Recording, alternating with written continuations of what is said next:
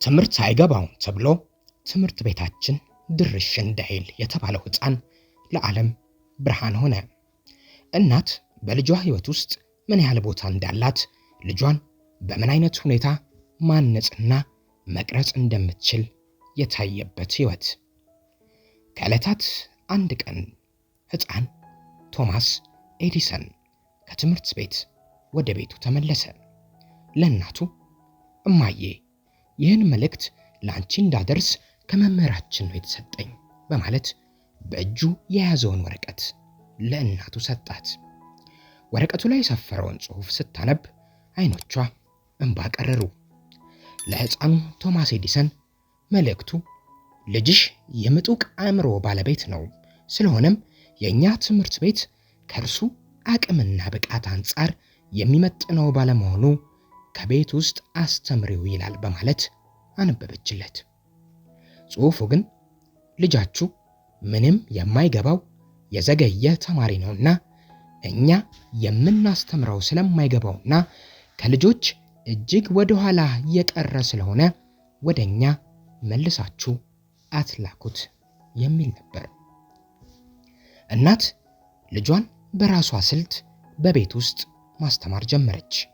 ራሱን በራሱ እንዲማር አተጋችው። ጊዜዋን ሰውታ ከእርሱ ጋር ሌት ከቀን በማሳለፍ አበረታችው፣ አነጸችው፣ ቀረጸችው። ዓመታት አለፉ። የቶማስ ኤዲሰን እናት ከዚህ ዓለም በሞት ተለየች። ሕፃኑ ቶማስ ኤዲሰን የሕይወት ፈተናዎችን ተጋፍጦ የወጣትነት የዕድሜ እርከን ላይ ደረሰ። ለሀገሩ አሜሪካና ብሎም ለዓለም ብዙ የፈጠራ ትሩፋቶችን አበረከተ።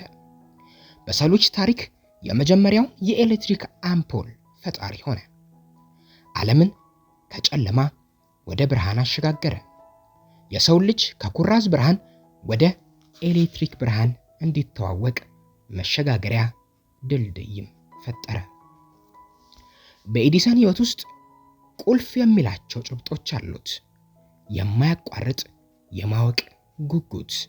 ኤዲሰን ነገሮችን እንዴት እንደነበሩ ለመረዳት ያለው ውስጣዊ ፍላጎት ያለማቋረጥ እንዲሞክር ደጋግሞ እንዲሞክር ገፋፍቶታል። ተግባራዊ ፈጠራዎች የሰዎችን የዕለት ከዕለት ኑሮ ለማሻሻል ቀጥተኛ ተጽዕኖ ሊኖራቸው እንደሚገባም ያምን ነበር።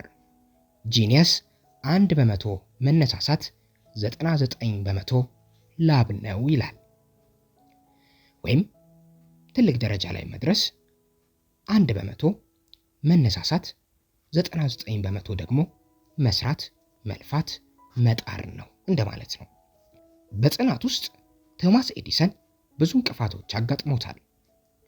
በሚታወቅ ሁኔታ አልተሸነፍኩም፣ አሁን የማይሰሩ 10,000 መንገዶችን አግኝቻለሁ። ይህ ፍልስፍና ለችግሮች አፈታት አካሄዴን ይገልጻል። ባልጸና ኖሮ እንደሰነፍኩ ብቀር ኖሮ ግን አንዱንም መንገድ አላሳካም ነበር ይላል። በጽናት እጅጉን ያምናል። በዘመኑ ከነበሩ አብዛኞቹ ፈጣሪዎች በተለየ ኤዲሰን የተወሰነ መደበኛ ትምህርት ነበረው። እንዲያውም መምህሩ ዘገምተኛ ተማሪ ብሎ ከመፈረጁ በፊት በትምህርት ቤት ያሳለፈው እናቱ ከትምህርት ቤት አውጥታ ቤት እንድታስተምረው ያነሳሳው አሳዛኝ ንግግር ነው። ታዲያ ቶማስ ኤዲሰን ራሱን ማስተማር ነበረበት። በአብዛኛው ራሱን ያስተምር ነበር። በመጽሐፍት፣ በተግባራዊ ሙከራዎች ላይ ይተማመናል።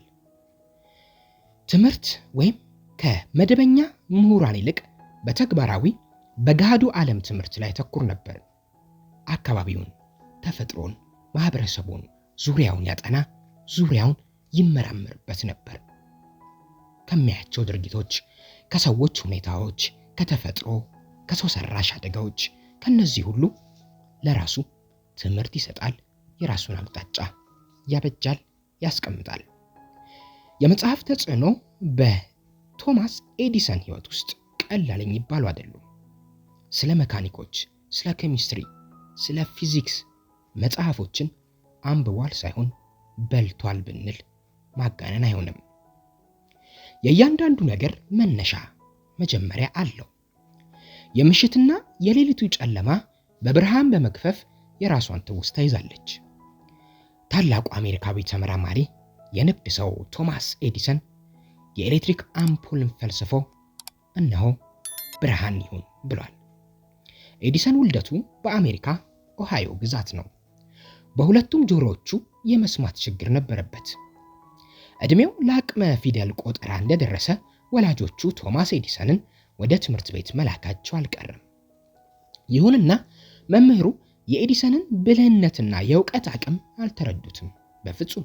በፍጹም አልገባቸውም። እንደውም ኤዲሰንን ከማይገባውና ከሰነፍ ተማሪ ቆጠሩት። ለወላጆቹም ቶሚ በፍጹም የማይገባው ነው የሚል ማስታወሻ ላኩላቸው። የዛን ጊዜ ሕፃን ቶሚ ለዓለም ከጨለማ መገላገያዋን መላ ያበጀው ታላቁ ተመራማሪ ቶማስ ኤዲሰን እንደሚሆን ማንም ልብ አላለም። መምህሩ የቶማስ ኤዲሰንን የትምህርት አቀባበል አስመልክቶ ለወላጆቹ በላከው ማስታወሻ ላይ ያሰፈረው ሐሳብ የቶሚ እናትን የምትቀበለው በልጇ ላይ የምታየው አልሆነላትም። በፍጹም አላመነችበትም። ወደ ትምህርት ቤት ሄዳ ልጄ ቶሚ አንተ እንደምትለው የማይገባው አይደለም፣ እኔ ራሴ አስተምረዋለሁ በማለት ለአስተማሪው ልክ ልኩን ነግረዋለች።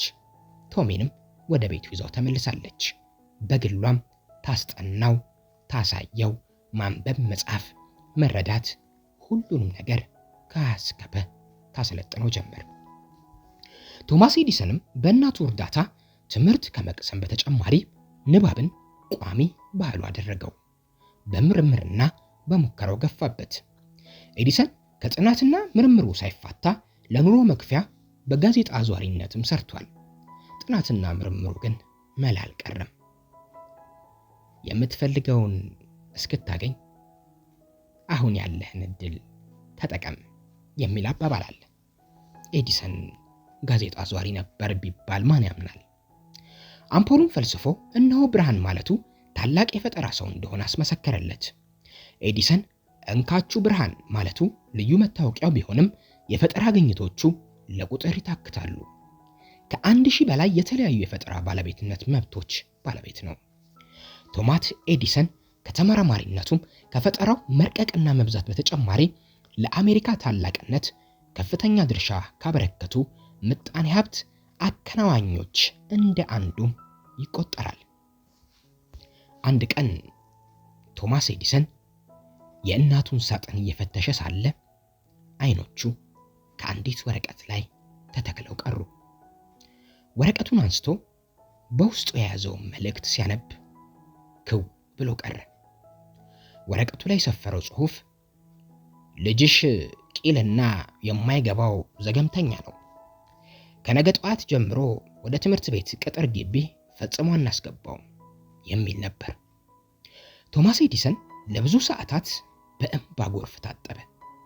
ይህች ወረቀት ቶማስ ኤዲሰን ሕፃን እያለ ከመምህሩ ለእናቱ እንዲያደርስለት የተሰጠው ወረቀት ናት። እናት የልጇን ስሜት ላለመስበር ጽሑፉን ያነበበችው በተቃራኒ ነበር። ቶማስ ኤዲሰን ወረቀቱን ካነበበ በኋላ በማስታወሻው ላይ ኤዲሰን ሞኝና የማይረባ ሕፃን ነበር፣ ግና ውድ በሆነችው እናቱ ገዛ የምጡቅ አእምሮ ባለቤት ሊሆን ቻለ በማለት አሰፈረበት። አንዳንዶቹ ፈጠራዎቹ ቀደም ሲል ለነበሩት ማሻሻያዎች ነበሩ። እርሱ ግን በሰፊው ጥቅም ላይ ሊውሉ የሚችሉ መሳሪያዎች አድርጎ ለወጣቸው። ስኬቶቹ የሚከተሉትን ያካትታሉ። ፎቶግራፍ፣ የመጀመሪያው የድምፅ ቀረጻ ማሳያ፣ በጣም የተሻሻለ ስልክና የተሻሻለ የሚሰራ አምፖል። ሀብታሙ ፈጣሪው አሁን ጄኔራል ኤሌክትሪክ የተባለ የሚጠራውን ጨምሮ 14 የንግድ ኩባንያዎችን አቋቁሟል። በ1968 አውቶሞቲክ የድምፅ ቆጣሪ ለመፈልሰፍ የመጀመሪያ የፈጠራ ባለቤትነትን አግኝቷል። በ21 ዓመቱ ፈጣሪው በዩኤስ 1093 የባለቤትነት መብቶች ተቀብሏል። እናም ወደ 3000 የሚጠጉ በሌሎች የዓለም ሀገራትም የፈጠራ ባለቤትነቱ ተሽሮታል። ቶማስ በ1847 በማይላንድ ኦሃዮ የተወለደ ሲሆን በቤተሰቡ ውስጥ ሰባተኛ ልጅ ነበር። ዶክተሩ ልጁ ሲወለድ ሕፃኑ ትልቅ ጭንቅላት እንዳለው የአንጎል ትኩሳትም እንደሚያሰቃየው ገልጾ ነበር። አስተማሪዎቹ ደግሞ ትምህርት የማይገባው ወደ ኋላ የቀረ የደነዘዘ የጀዘበ ብለው ከትምህርት ቤት አባረውታል። አስተማሪዎቹ ያላደረጉትን ሐኪሙ ያልተገበረውን ቶማስ ኤዲሰን ለዓለም ብርሃን ሰጠ። ከብርሃን ባለፈ በዓለም ላይ ትልቁ የፈጠራ ሰው ተባለ። ያን ያስተማሩት መምህራን ምን ብለው ይሆን?